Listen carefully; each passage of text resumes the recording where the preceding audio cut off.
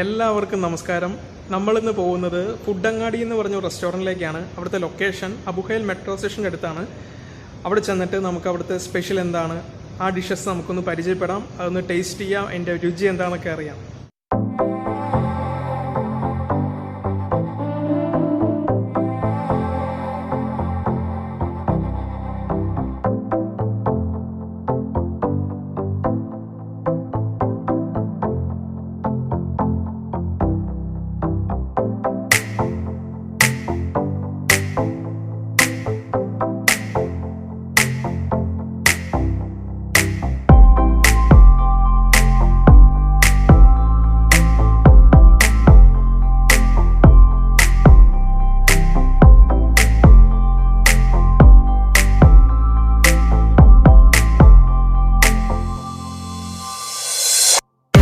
നമ്മുടെ കൂടെയുള്ളത് ജിജോ ചേട്ടനാണ്.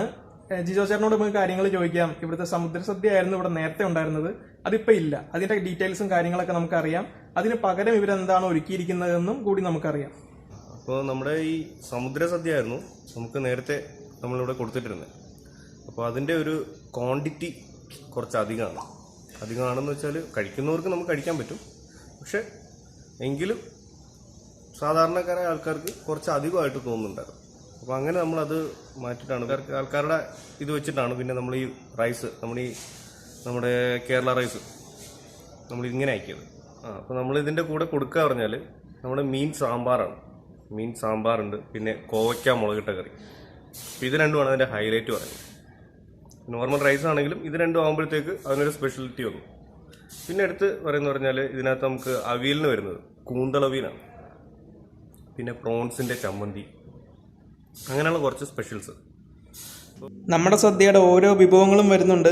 ഉള്ളിച്ചമ്മന്തി എത്തി, അടുത്തത് മീൻ പീര, പപ്പടവും വറുത്ത മീനും നേരത്തെ പ്ലേറ്റിൽ ഇടം പിടിച്ചിരിക്കുകയാണ്, ചെമ്മീൻ ചമ്മന്തി, അവിയൽ, കൂന്തലിട്ട് വെച്ച അവിയൽ. ഹൈ, പറഞ്ഞു തീരുന്നതിന് മുമ്പ് സാമ്പാർ എത്തിയല്ലോ. സാമ്പാറിൽ പച്ചക്കറി കഷ്ണങ്ങളുടെ കൂടെ ചെറിയ ചെറിയ മീനിൻ്റെ കഷ്ണങ്ങൾ കാണാം. അങ്ങനെ മീൻ സാമ്പാർ റെഡി. ദാ വരുന്നു മുളകിട്ട് വെച്ച കോവയ്ക്ക കറി. ഈ കറിയിലുണ്ട് മീൻ. അങ്ങനെ മീൻ അച്ചാറ് കൂടെ എത്തി.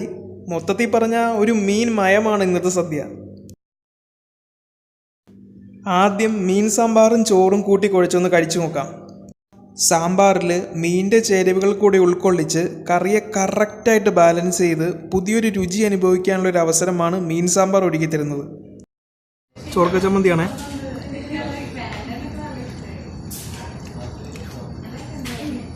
ആ ഒരു ചൊറുക്കയുടെ എസൻസ് കൂടുതലൊന്നുമില്ല, കറക്റ്റ് അളവിലാണ്.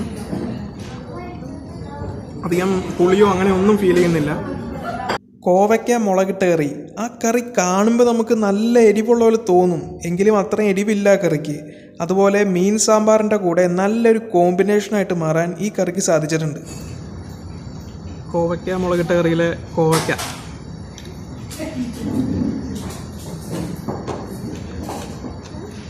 കൂന്തലവിയിൽ കണ്ടപ്പോൾ പെട്ടെന്ന് ഓർമ്മ വന്നത് CID ദാസൻ്റെയും CID വിജയൻ്റെയും ആ ഒരു കോമഡി സീനാണ്. അമേരിക്കയിലേക്ക് ഒറ്റയ്ക്ക് പോകുമെന്ന് വീരവാദ്യം പറഞ്ഞിരുന്ന CID ദാസനെ ചാക്കിലാക്കാൻ CID വിജയൻ ഉണ്ടായിക്കൊടുത്ത മീനവിയൽ. കൂന്തൽ അവിയലിലെ കൂന്തലാണ്.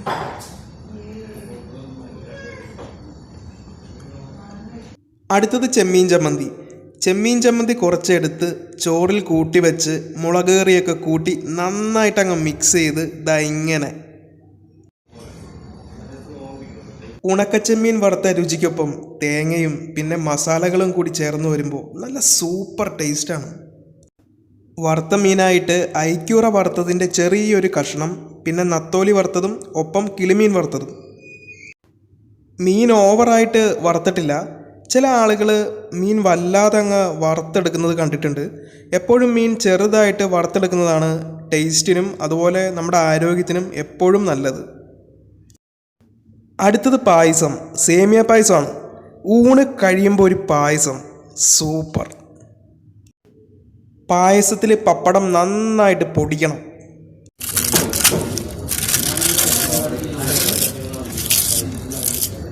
പപ്പടവും പായസവും നന്നായിട്ട് മിക്സ് ആയാലേ ആ ടേസ്റ്റ് ശരിക്കും നമുക്ക് ആസ്വദിക്കാൻ പറ്റുള്ളൂ.